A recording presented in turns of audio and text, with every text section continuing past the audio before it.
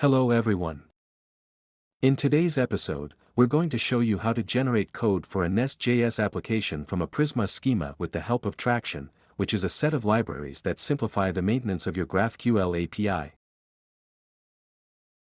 Firstly, NestJS is a widely used Node.js framework that provides a solid foundation for building modular and scalable applications.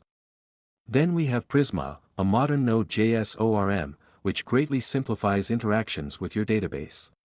Finally, we have Traxion, a Prisma generator and a set of Node.js libraries, which leverages the power of Prisma to generate a fully functional GraphQL API. To start, we're going to create a NestJS application from scratch and we'll use the CLI to do this.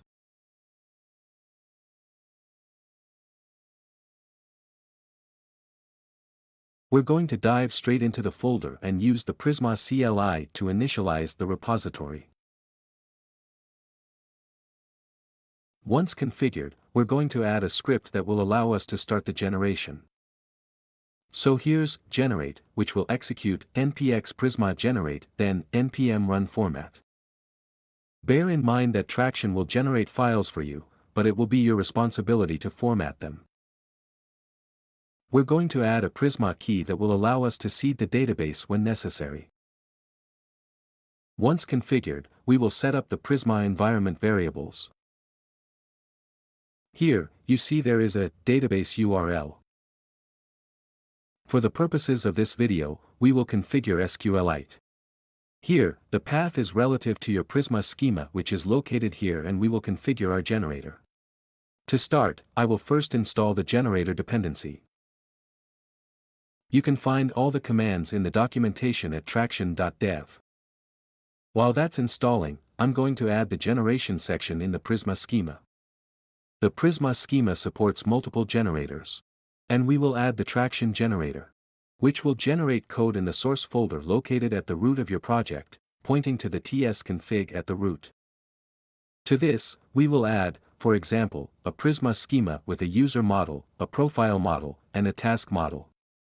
This user model is linked one-to-one to the profile model, one-to-many to the task model, and many-to-many to the task model. We can immediately create a seed file that will allow us to add some example data. So we've created a seed.ts file at the root of the Prisma folder, and here we will use the example seed file that you can find in the Getting Started documentation. Once the packages are installed, we can install any missing dependencies. During its generation, Traxion will output code into the source folder, and it uses certain packages necessary for its proper operation. So we will install them for the demonstration. Once installed, we can see that we have a seed.ts, a Prisma schema with 3 models, and a generator. In the generated output of the source folder, there are controllers and services that we can delete. We will replace the app module by using the Traxion module that results from the generation. Now that everything is ready, we will use Prisma to generate the code and initialize the database. Then we will run the seed to populate the data, and afterwards use the GraphQL API to make queries. There we are, we have now finished configuring Traxion with Prisma and we have inserted data into the database. We will now be able to start our GraphQL API via NestJS. The API is up and running, and we can navigate to the GraphQL playground. You see here that there is a login and a find all user. We will check that we cannot access this information if we are not authenticated. Once verified, we will be able to connect via the login.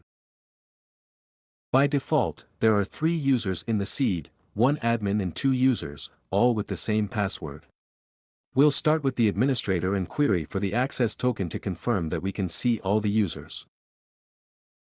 Here, we can retrieve the access token and we'll adjust the headers for the find all users. To do this, we will add the authorization header, using the JWT token as the bearer, and verify that we can query. As the admin, we have all the administrative rights, so we can query all users, admin, user 1, and user 2. Now, we will log in as user1, retrieve the JWT, modify it in our headers, and execute the request. Here, we see that we have information from user1 only because by default, as a user, you can have access only to your own information. So Traxion allows you to generate all this and will also allow you to regenerate it at each change of the data models. Here, we've used these 3 models, and now we're adding a field. For example, first name, which is a string. We will set it as the default. We run Prisma generate. Please note that this Prisma generate command was executed earlier through the CLI using Prisma db push. That's why files had already been generated here. Therefore, with each change of data models, we notice that we update them just like Prisma does. After this, we can reseed the database. Now we can query the new first name field from our database. I hope this tutorial has shown you the basics of Traxion configuration.